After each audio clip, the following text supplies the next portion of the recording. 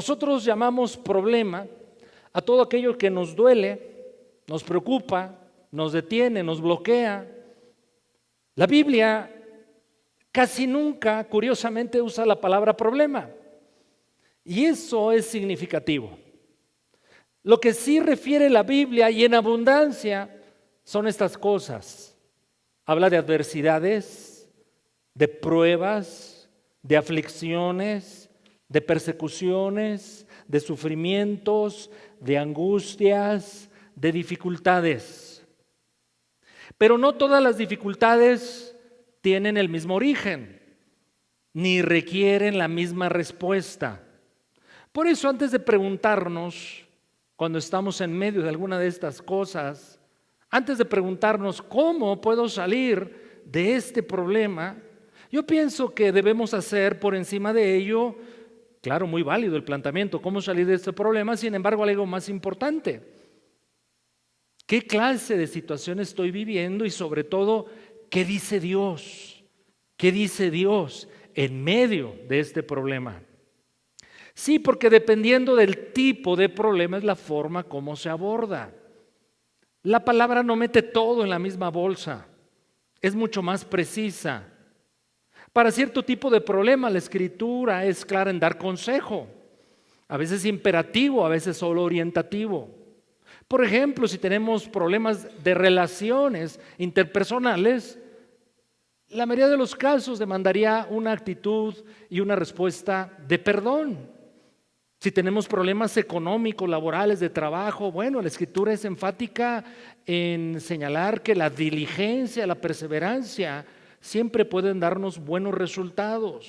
El no endeudarse, por ejemplo. Cuando tenemos aflicción de índole emocional o espiritual, bueno, la Escritura nos habla que podemos acceder a la paz sobrenatural de Dios, la que guarda nuestros pensamientos y corazones en Cristo Jesús. Si mi problema es de índole esperanza, ya no tengo, me falta esperanza, entonces la Escritura también con claridad nos lleva a nutrir la fe y aferrarnos a las promesas del Señor. Si mi problema es francamente el pecado que he cometido y las consecuencias del mismo, evidentemente la Escritura nos conduce hacia el arrepentimiento y la restitución. Pero en medio de todo esto, algo glorioso, mis hermanos, que en medio de cualquier problema, el Hijo y la hija de Dios tiene una prerrogativa. Puede esperar un milagro de parte de su Dios. Pero aceptando estas realidades, vemos en la palabra dos verdades, diga conmigo en voz alta, dos verdades, siempre presentes y operantes que nos ayudan a lidiar con los problemas. Dos realidades siempre presentes y operantes que nos ayudan a lidiar con cualquier problema. Son como dos tenazas. ¿Puede levantar la mano así conmigo? Sí, ayúdeme, dos tenazas. Así como dos brazos, ¿verdad? Y haga esto conmigo así, que se juntan y aprietan algo. Gracias. Sí, estas dos tenazas o realidades son estas declaraciones. En primer lugar, Eclesiastés 7:14. Eclesiastés 7:14. En el día del bien, goza del bien. Y en el día de la adversidad, considera. Dios hizo tanto lo uno como lo otro. Hasta ahí en el versículo. Es decir, los problemas existen. Son parte de la vida. Nuestra existencia, mi hermano, mi hermana, alterna días de alegría y días de adversidad, no hay duda. Pero este versículo me dice claramente, al menos así lo entiendo, que ni las alegrías ni las adversidades duran para siempre. Vivimos en esos ciclos. Yo pienso que por eso el texto usa la palabra día, inicio y fin, un ciclo. Entonces esa es una especie de tenaza. Pero por otro lado, la otra tenaza nos dice algo sorprendente. Salmos 34:19. Salmos 34:19. Muchas son las aflicciones del justo, pero de todas ellas le librará el Señor. En medio de la realidad de los problemas, está la obra del Señor, que nos dice con claridad que ninguna adversidad va a ocurrir fuera del cuidado de nuestro Dios. Nuestro texto de hoy, Isaías 43, versículos 1 al 4, claramente, en mi opinión, refiere a estas dos realidades. En el versículo número 2 de Isaías 43 nos habla de aguas, ríos, fuego. Una forma poética de ilustrar los problemas. Pero una realidad mayor nos revela a Dios obrando en ellos. Yo estoy contigo, dice el texto. Y Dios siempre lo hará como Él lo sabe y puede hacer, con su amor, su gracia y su favor hacia su pueblo. Así es que cuando Él está con su pueblo, las circunstancias, aceptémoslo, mis hermanos. Cuando pasamos aguas, fuego, ríos que parecen anegarnos y consumirnos, mis queridos, yo hoy solo vengo a recordarles algo. No necesariamente las cosas, los problemas, las circunstancias difíciles cambiarán de inmediato, pero algo sí es cierto, contundente. Lo que sí puede cambiar es la forma como atravesemos los problemas. Hoy veremos 4 acciones a realizar cuando pases por las aguas o por el fuego. 4 acciones que el texto nos indica que podemos llevar a cabo cuando pasemos por las aguas o por el fuego.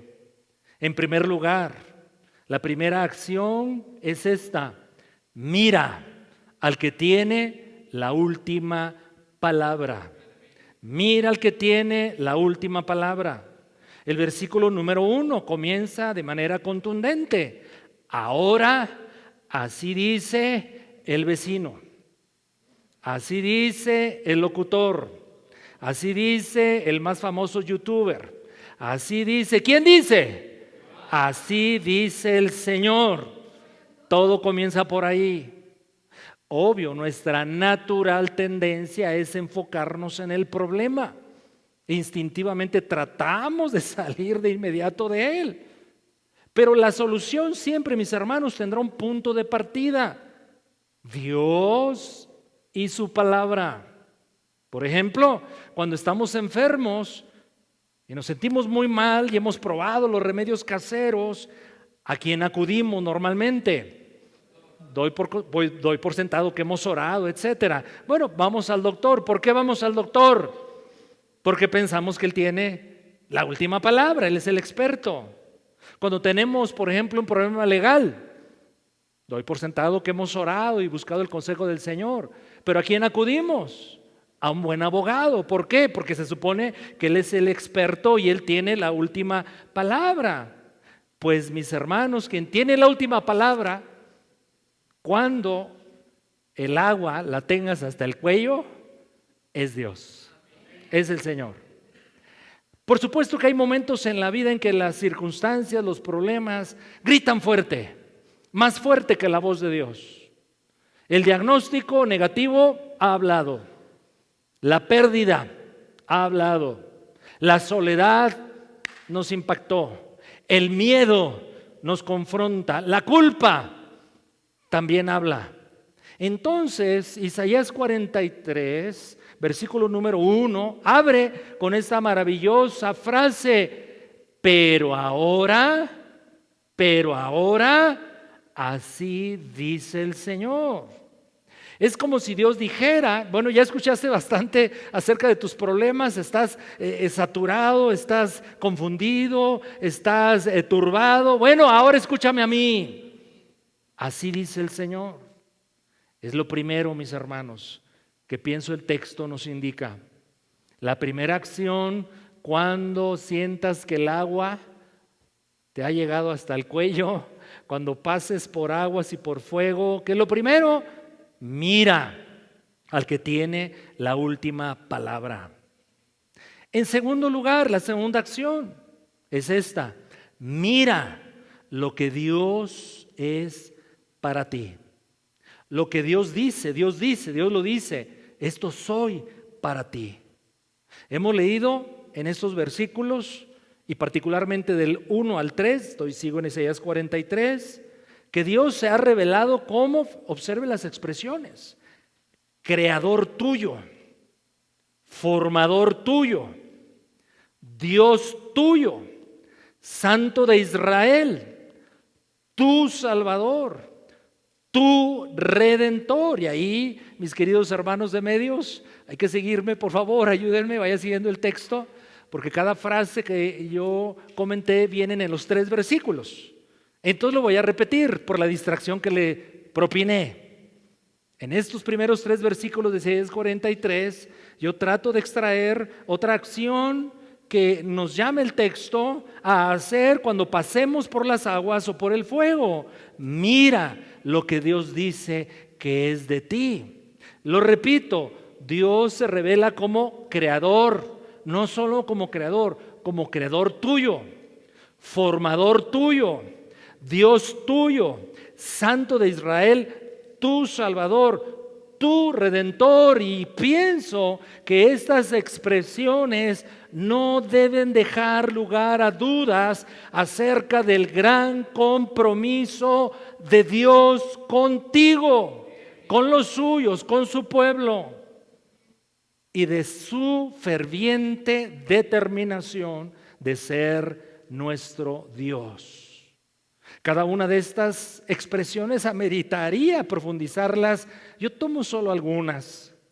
El texto nos dice: creador de Jacob, formador de Israel, en el versículo número 1. Creador de Jacob, formador de Israel. Recordemos la historia, vale la pena, de Jacob e Israel, que son la misma persona.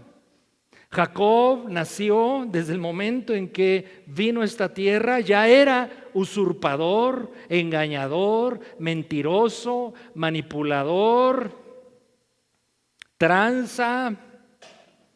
Le voy a decir qué más era Jacob y se lo voy a decir en idioma árabe. Era gandaya. Eso era Jacob. Pero un día se encontró en un lugar llamado Peniel con Dios y peleó con Dios, y dice la Escritura, prevaleció y su nombre fue cambiado de Jacob a Israel. Es decir, el que pelea con Dios, pero la implicación es el que pelea con Dios y gana. Porque Dios, mis hermanos, nos crea, pero nos forma, y son 2 actividades diferentes de Dios en nosotros. Hablando de Jacob e Israel, esto nos recuerda que su transformación de Jacob a Israel fue un largo camino, un largo proceso. Repito, de mentiroso, manipulador, temeroso, ahora el Señor, que lo estuvo moldeando, formando a través de aguas, de ríos, de fuego, finalmente acaba siendo Israel, el patriarca de quien vienen las 12 tribus de esa nación y de quien viene nuestro Señor Jesucristo. ¿No nos ocurre igual a nosotros? Dios nos ha creado. Y cuando nos toma en Cristo Jesús, y dice la Escritura que somos nuevas criaturas en Cristo, no solamente nos ha criado como nuevas personas espirituales, sino que ha comenzado a partir de ahí un proceso de formación. Los discípulos, pensemos, Jesús los llama en un día, pero los empieza a formar a través de los años. Nuestra salvación, nacemos de nuevo en un instante, espiritualmente hablando, cuando recibimos y confesamos a Jesucristo como Dios, Señor y Salvador. Pero nuestra transformación durará ¿cuánto tiempo, mis queridos? Toda la vida. El apóstol Pablo nos recuerda esta realidad en Filipenses 1:6. Filipenses 1:6. Estando persuadido de esto, que el que comenzó en vosotros la buena obra, ¿qué hará? La perfeccionará hasta el día de Cristo. Pero no se te olvide de los primeros versículos que leímos hace un instante, que hay días de adversidad, pero hay días de alegría, hay días de alegría y días de adversidad. Ambos los hizo Dios y ambos Dios los aprovecha. para nuestra transformación. Así es que cuando llegan las aguas o el fuego, pues mis hermanos, a veces pensamos cosas como estas: Dios ya no está, Dios se olvidó de mí, o Dios me mira de lejos, o Dios dejó de trabajar en medio de mis circunstancias. Pero Isaías en esta mañana nos está recordando: no, el Dios que te creó, el Dios que te salvó, no ha terminado contigo, sigue obrando en tu vida.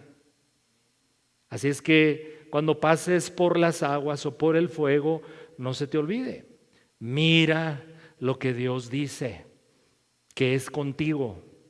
Él es creador tuyo, formador tuyo, Dios tuyo, Santo de Israel, tu Salvador, tu Redentor.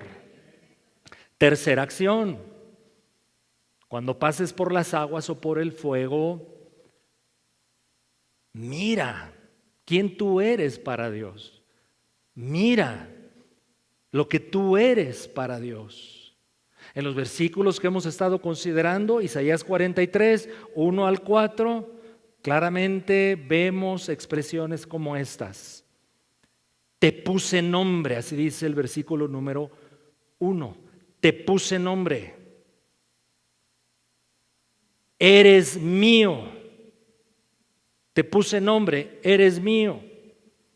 Ve hasta el versículo número 4. Fuiste a mis ojos de gran estima. Fuiste honorable, y concluye esta expresión, esta parte: te amé. Mira quién eres para Dios. Dios dice: eres mío, eres muy valioso, eres de gran estima, eres honorable, te amé. Aunque cada expresión ameritaría profundizarla, obviamente, mis hermanos, pienso no alcanzaríamos en el tiempo, comentaré solo algunas. Te puse nombre, te puse nombre, así termina el versículo número 1. Te puse nombre, por lo tanto eres mío. Y sabemos, el nombre, bíblicamente hablando, define identidad y destino. Identidad y destino. El nombre, bíblicamente hablando, define identidad y destino. Ahora aquí una observación. Considérala. Porque hay quienes llegamos a Cristo Jesús no con un nombre tan bonito como el de su servidor. Hay quienes nacieron en un contexto familiar donde no se conocía a Dios y la palabra, o no se conocía simplemente el concepto de que el nombre define, ¿qué define? Destino e identidad. Identidad y destino.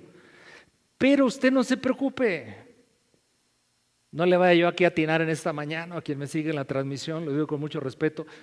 Si te llamas Clodomiro, gloria a Dios, eres nueva criatura en Cristo Jesús. No es ese nombre de pila quien definirá tu identidad y destino, no. Es el nombre con el cual Dios te ve. Y mira lo que Dios está diciendo: yo te formé, yo te creé, yo soy tu Dios, yo soy tu Redentor, eres de gran estima, eres honorable, yo te amé. Porque a veces las hermanas que se llaman Dolores se sienten mal. Dolores. Por eso mejor les decimos Lolita a las Dolores. Pero no se preocupe, como se llame, no importa cómo le haya su papá y su mamá indicado su nombre, no se preocupe en eso. Eso no va a definir ni tu identidad ni tu destino, lo definirá Cristo Jesús.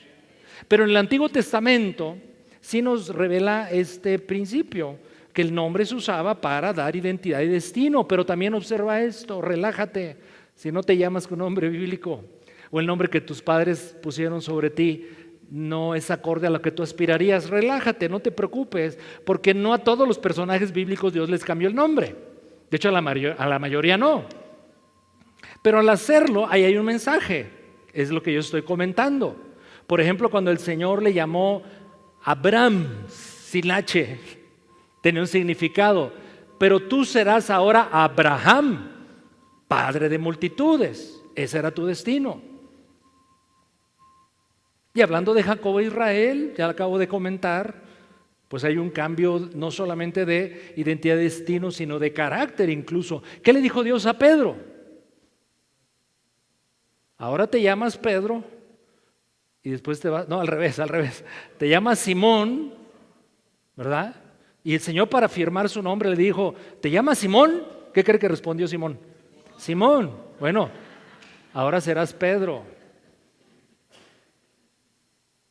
Porque serás un instrumento, como una roca, que yo usaré para que lideres al primer grupo de la iglesia cristiana. Así es que, un pensamiento, no es ni mi pasado. Y esto pareciera un cliché, así como de plática motivacional, pero es verdad, mis hermanos. No es mi pasado, ni siquiera las experiencias presentes, lo que define ni mi persona ni mi destino. Eso lo define Dios. Y particularmente lo que Dios dice de mí. Lo repetiré otra vez. Los versículos que estamos considerando dicen, te puse nombre. Eres mío, eres muy valioso, eres de gran estima, eres honorable, yo te amé. Así es que el cristiano ya no puede entenderse únicamente a partir de su pasado, su fracaso, sus circunstancias, su vocación, su profesión, su inteligencia, su preparación, su economía, su estatus. De ninguna manera, mis hermanos. Tenemos una identidad superior por encima de todas estas cosas. Somos hijos, hijas de Dios. Y claro, cuidado, a todos nos puede pasar, nos ha pasado eventualmente, que los problemas a veces son tan fuertes que tenderán a marcar la manera en cómo nosotros mismos nos nombramos a nosotros mismos. Una persona podría cometer el error, si la enfermedad se prolonga o es enfermizo, y decir yo soy el enfermo, o la viuda, o el desempleado, o el fracasado, o la persona abandonada, o el que cometió aquel error. No. Recuerda que a los ojos de Dios, te lo digo por tercera vez, eres muy valioso, de gran estima, honorable, nos ama el Señor. Por nuestras cualidades, por nuestras virtudes, que yo sé ustedes tienen muchas, digan amén, pero no por eso el Señor nos amó, decidió amarnos en su Hijo Jesucristo, nuestro Dios y Salvador. En Juan capítulo 10, versículo 3, hablando del nombre, nuestro Señor Jesucristo, Él se revela como el pastor de sus ovejas somos nosotros. Y Juan 10:3 leemos, a este abre el portero. Ahora que está el mundial no se refiere a esa clase de portero, se refiere al que abre una puerta, particularmente una especie de reja. A este abre el portero, las ovejas oyen su voz y a sus ovejas Jesús llama por nombre y las conduce. Así es que nuestro buen pastor nos conoce, nos llama por nombre. No somos a los ojos de Dios una masa indiferenciada.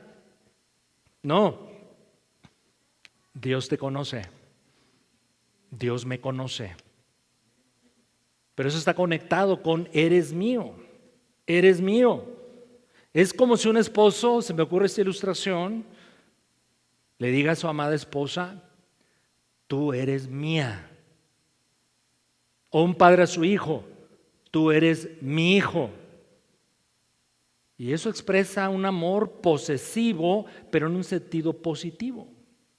Porque una esposa no se comparte, ni se invita al tío, al padrino, a que sea padre de mi hijo. Así es Dios, así es Dios. Ahora, vale la pena explorar qué sigue diciendo, y dice tanto a través de Isaías, el Señor. ¿Qué le dice a los suyos? Mira, como una pincelada más de lo que hoy estamos considerando, vamos a Isaías capítulo número 49 a partir del 14. Esto nos dejará ver un poquito el contexto en el cual se están dando estas palabras de Dios a su pueblo. Isaías capítulo 49, 14 al 19. Pero Sión, es decir Israel, dijo, me dejó Jehová, el Señor se olvidó de mí, porque cuando el agua la tenemos hasta el cuello, es frecuente tener esta reacción. 15, respuesta divina. ¿Se olvidará la mujer de lo que dio a luz? ¿Qué dicen las señoras? Para dejar de compadecerse del hijo de su vientre, ¿qué dicen las damas mamás? ¿No hay mamás en esta mañana? Aunque olvide ella, y ha pasado tristemente, ¿qué dice el Señor? Yo nunca me olvidaré de ti. Y para firmar esta sentencia divina, observe el 16. ¿Lo puede leer conmigo en voz alta? Adelante. He aquí que en las palmas de las manos te tengo esculpida. Delante de mí están siempre tus muros.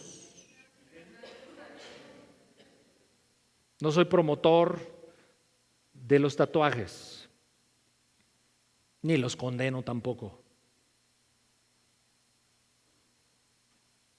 Ese es un tema que ameritaría una reflexión seria, no condenatoria ni mucho menos. Pero es mejor no tatuarse. Pero Dios dice que Él sí se tatuó. Él tiene un tatuaje. El texto nos está diciendo algo hermosísimo. Claro, es poesía, es una alegoría, una metáfora. Sin embargo, por algo Dios así reveló que Él en sus palmas nos tiene esculpidos. ¿Con qué frecuencia miras las palmas de tu mano?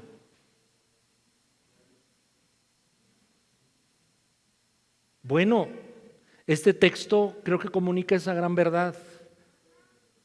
Estamos siempre presentes delante del Señor, sin duda alguna.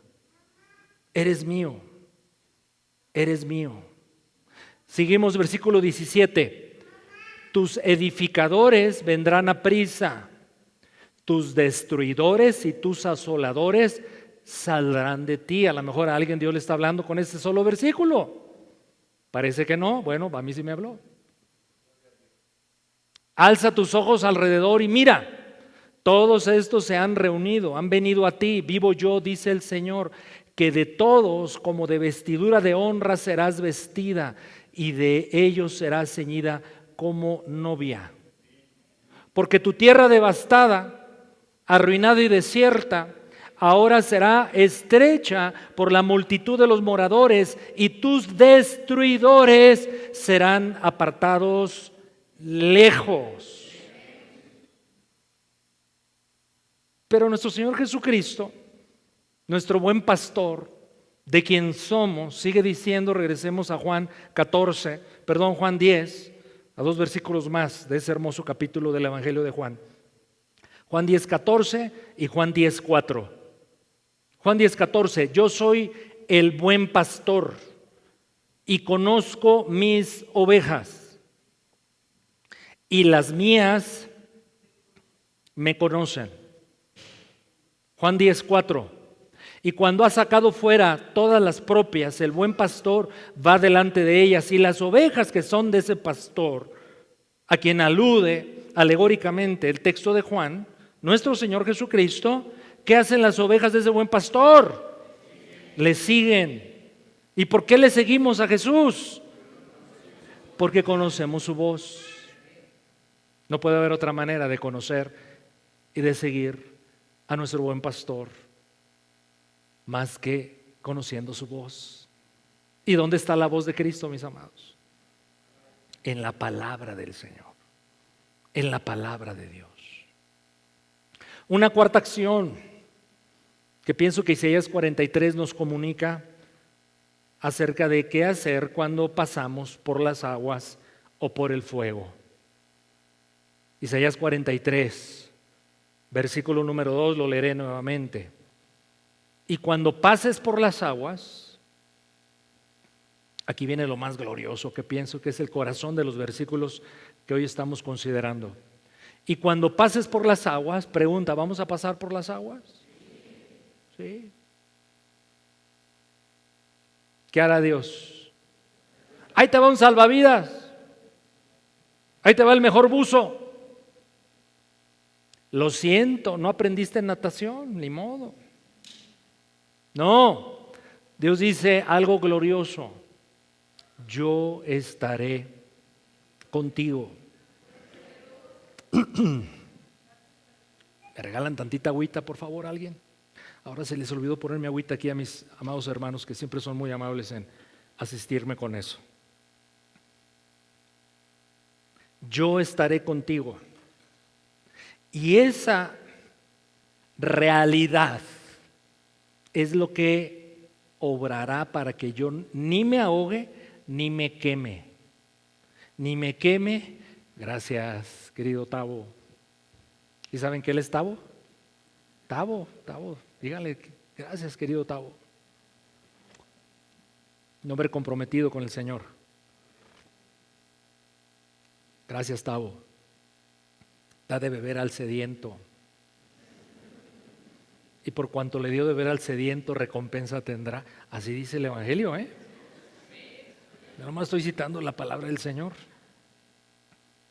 Así es que esa es la gran promesa en medio de todo lo que implique los versículos aludidos y que están señalando de que todos pasamos por aguas o por fuego. La gran promesa que pienso el Espíritu Santo quiere que entendamos, que abracemos y nos toque y nos renueve y nos transforme y nos levante y nos impulse y nos motive. Es la realidad de que Dios está conmigo, de que Dios está contigo, y porque Dios está contigo y conmigo no podemos ser destruidos. Te planteo una reflexión. Se me ocurrió. De dos maneras te lo voy a plantear para enfatizar este punto. Si Dios te diera a escoger entre dos realidades, incluso promesas, ¿cuál escogerías? La primera, que Dios te dijera: hijo, hija, te tengo una noticia. Nunca vas a volver a tener problemas. ¿La tomarían? No, pues yo sí, mis hermanos. Está buenísima. Mejor que la lotería, el que me late. ¿A poco no? Nunca volverás a tener problemas. Muy bien. Te propongo una segunda. ¿Es una u otra? Bueno, ¿qué te parece que mi promesa ahora es esta? Sí tendrás problemas, pero yo voy a estar contigo en los problemas. Déjemela mejor un poquito. Que Dios te dijera: nunca volverás a tener problemas, pero yo no voy a estar contigo. Creo que así suena mejor. Nunca volverás a tener problemas, pero yo no voy a estar contigo.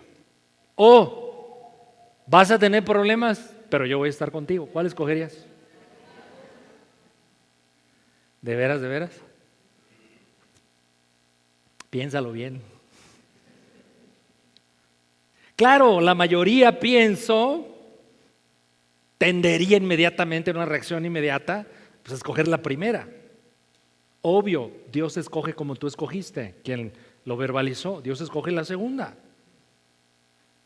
Porque mi hermano, mi hermana, de las cosas gloriosas que Dios nos da en Cristo Jesús y que en plenitud tiene preparadas para nosotros cuando estemos con Él, es justamente esta: la presencia de Dios.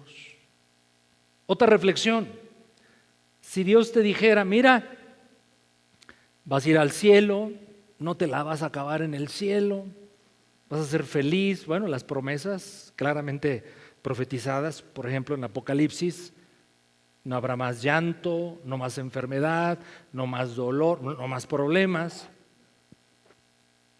Pero que Dios dijera: vas a tener todo eso, pero yo no voy a estar allí.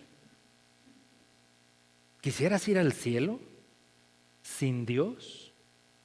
Créeme, yo no.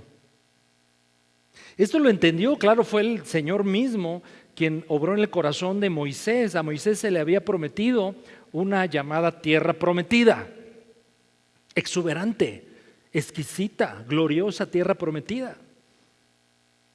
Y ya para cuando refiere la Escritura en el libro de Éxodo, Moisés ya había conocido tanto de su Dios que él estaba seguro que iban a entrar a la tierra prometida, a pesar de los cabezones del pueblo de Israel que le tocó liderar. Pero él sabía, Dios nos va a llevar a la tierra prometida, pero un día reacciona acerca de una posibilidad por el mal desempeño y conducta del pueblo, y le dice Dios a Moisés: si tu presencia no va conmigo, ni nos muevas de aquí. Como diciendo, eso lo digo yo, no lo dice el texto tal cual, pero puede ser una implicación correcta. Prefiero desierto contigo a tierra prometida sin ti. Así es que cuando las aguas, el fuego, mis hermanos, estén agrediendo, atacando tu vida, no se te olvide, tienes algo glorioso. Dios está contigo. Dios está contigo. Así es que en esta mañana hemos revisado 4 acciones que nos muestra Isaías 43 del 1 al 4. Acciones que podemos aplicar siguiendo el consejo de la palabra cuando estemos pasando por las aguas o por el fuego. Número 1, mira al que tiene la última palabra. Número 2, mira lo que Dios es para ti. Creador tuyo, formador tuyo, Dios tuyo, Santo de Israel, tu Salvador, tu Redentor. En tercer lugar, mira quién eres para Dios. Te puse nombre, eres mío, valioso, de gran estima, honorable, te amé. Y en tercer lugar, y pienso, eso lo hago siempre a propósito, son esas técnicas que su servidor usa para garantizarme que están atentos. Gracias. En cuarto lugar, cuarta acción, cuando pasemos por las aguas o por el fuego, mira lo que Dios hace contigo. Él está contigo. Él está contigo. Y si Él está contigo, entonces, dice el versículo 2 al final, no te quemarás. Quizás te vas a quemar con la raza un ratito, nada más. No se crea, estoy bromeando. No te quemarás. No te quemarás, no te vas a ahogar, y esa es la promesa del Señor cuando pasamos por ahí. Una final reflexión. Pienso, mis hermanos, ¿se acuerdan de cuando hicimos el ejercicio? ¿Sí? Por un lado, los problemas estarán siempre. Por otro lado, el Señor promete: muchas son las aflicciones del justo, pero de todas ellas le librará el Señor. Y en medio de ello, pienso que Isaías 43 nos da consejos más que útiles. Que en medio de esas realidades, Dios, mis hermanos, me acompaña. Dios está conmigo. Así es que Dios no promete, lo puede hacer, y vaya que quizás tenemos muchos testimonios al respecto. Dios puede cambiar un problema, una circunstancia, ¡pum!, con su palabra, sin duda. Claro que sí. Pero lo que la Biblia enseña, lo que la vida y la experiencia humana nos enseñan es que, mis amados, Dios se toma su tiempo. Y Dios trabaja. Y Dios forma, y Dios transforma. Y Dios nos hace crecer, y Dios nos pule. Pero Dios se nos revela. Lo conocemos más. Crecemos en Él. Así es que aceptemos estas verdades, no con miedo, no con angustia, no con preocupación. Todo lo contrario, con un optimismo santo. Y si con una sola idea te quieres ir en esta mañana, es: ¿por qué puedo atravesar las aguas y no ahogarme? ¿Por qué puedo atravesar el fuego y no quemarme? Una razón: porque Dios está conmigo. Inclinemos nuestro rostro en nuestro lugar. Padre, te damos gracias por tu bendita palabra. Padre amado, tu palabra obre en la mentalidad, en los falsos paradigmas o mentiras que algunos a veces todavía creemos. Que tu palabra, Señor, nos deje ver, Espíritu Santo, cómo Dios nos ve en Cristo. Ayúdanos, Señor, a entender esto. Ayúdanos, Dios. Ayúdanos, Espíritu Santo. Porque es muy probable, mi Señor, y no estaré comentando nada raro y extraño, que muchos de nosotros, quizás la mayoría, quizá todos, estamos como el título del mensaje hoy sugiere, con el agua hasta el cuello. Pero el agua no me ahogará. O siento el fuego intenso quemándome, pero Dios promete no te quemarás. ¿Por qué? Porque Dios está contigo. Porque Dios está con nosotros. Gracias, Señor, por recordarnos hoy verdades tan ampliamente comunicadas en toda la Escritura. Gracias, Señor, por recordarnos también que tenemos un pastor que nos conoce particularmente por nombre. Está con nosotros en todos los detalles de la existencia. Gracias, Señor, también por recordarnos, sí, nos hemos equivocado, sí, hemos fracasado en el pasado, sí, hemos pecado contra ti, sí a todo eso, Dios, pero eso, según la Biblia, no me define, no marca mi destino. Incluso aún esos errores terribles, ya nuestros o de otros que impactaron nuestra vida, aún eso, Señor, la Biblia con claridad revela y la experiencia cristiana lo demuestra, que usas esos asuntos, esas historias, experiencias para nuestro bien. ¿Cómo le haces, Dios? Pues tú eres Dios, pero lo haces. Gracias, Señor, porque podemos mirarte a ti en tu palabra. Gracias, Espíritu Santo, porque eres el único que puede convencernos de estas verdades. Y trae entonces, mi Dios, impacto por tu palabra. Renueva esperanza, fortalece fe, consuela al cansado, al doliente. Dale paz al turbado en su mente, esperanza renovada al que la ha perdido. Una identidad, Señor, un espejo, que el espejo en el cual nos miremos sea tu palabra. Ayúdanos, Señor, a contar con estas bendiciones. Por Jesús te lo estamos pidiendo, amado Dios.